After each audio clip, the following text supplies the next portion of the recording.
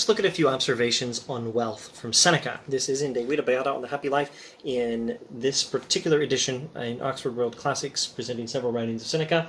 And in his book on the Happy Life, among many other interesting things, he says these things about wealth. Specifically in this edition, let's start with page 103.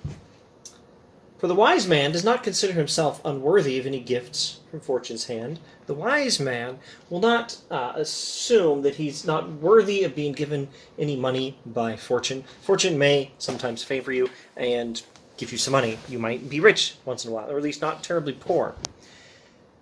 The wise man accepts this, but this is how the wise man handles wealth. Seneca says, he does not love wealth, but he would rather have it.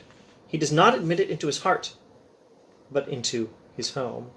He does not admit wealth into his heart. He just lets it into his home. Page 104. My wealth belongs to me. You belong to yours, he says. Make sure you own your wealth, not vice versa. Don't let it control you.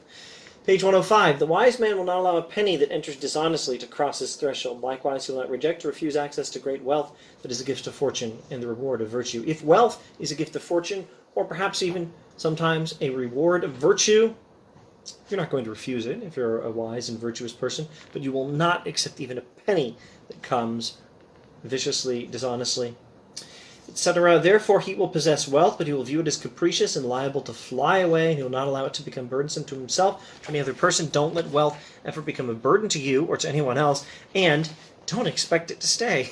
Money has a way of not staying put.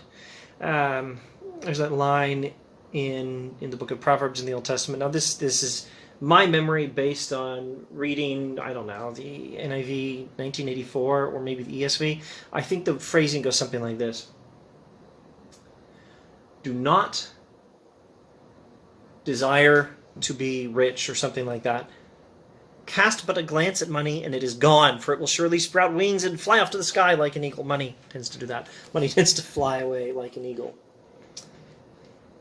I say, page 106, I say that wealth is not a good, for if it was, it would make men good.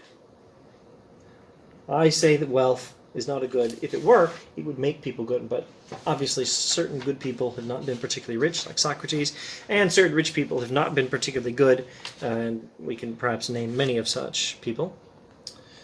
Page 107, this is what you will be told by Socrates. And then Seneca paraphrases the attitude of Socrates, and I will skip most of it. I still prefer, he says, paraphrasing Socrates, I still prefer to conquer rather than to become a captive.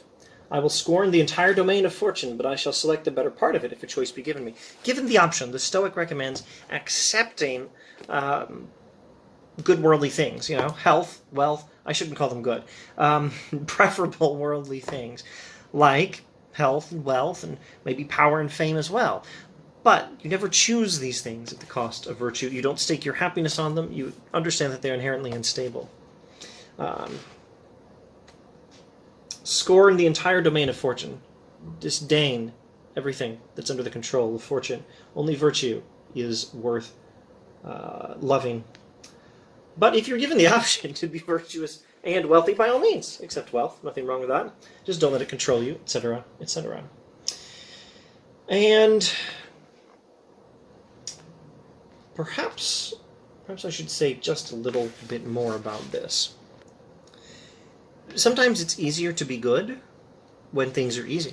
It's easier to be good when you have wealth. Page 108. There are certain virtues that require the spur, certain ones the bridle. Some virtues require you to put some effort to go a little faster, work a little harder with what you're already doing, and some virtues require you to slow yourself down. Just as the body must be held back on a downward slope or forced up a steep one, you have to slow yourself down when you're going downhill. You have to really work hard to speed yourself up when you're going uphill. So certain virtues are on a downward path while others labor uphill. Some virtues are like walking downhill. They're a whole lot easier than those virtues that are like walking uphill. Patience, resolution, perseverance, together with every other virtue that is opposed to hardship and masters fortune have to scale the heights and struggle to strive on the way. Is it not equally clear that generosity, moderation, and kindness find themselves on a downward path? In their case, we impose a check on the soul in case it should slip, but where the others are concerned, we urge and spur it on like the most vigorous horsemen. My preference is to have recourse to the virtues that can be practiced relatively peacefully, rather than to those that draw blood and sweat from the man who engages in them. Now, this is still his paraphrasing of what Socrates says. So Socrates says, a virtue like patience, resolution, and perseverance is harder. And a virtue like generosity, moderation, or kindness is easier. And if you are in poverty, you're going to have to exercise virtues like patience, resolution, and perseverance, and it's going to be hard to be virtuous.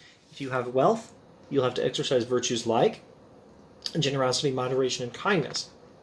And those will be the easier virtues to exercise. So, by all means, be virtuous. Never sacrifice virtue for wealth. But if you have the option of having both, you're probably going to do a better job being virtuous if you're wealthy than if you're not. Or at least there's a case to be made that virtue can be a little easier when we're wealthy for these reasons. As long as you're careful to not let it control you, etc., etc. Expect the wealth to be unstable. Thus Seneca tells us Socrates would say. And with that, I think we'll close. We may need to do one more video wrapping up De Vita Beata by Seneca. But, yeah, we'll save it for next time.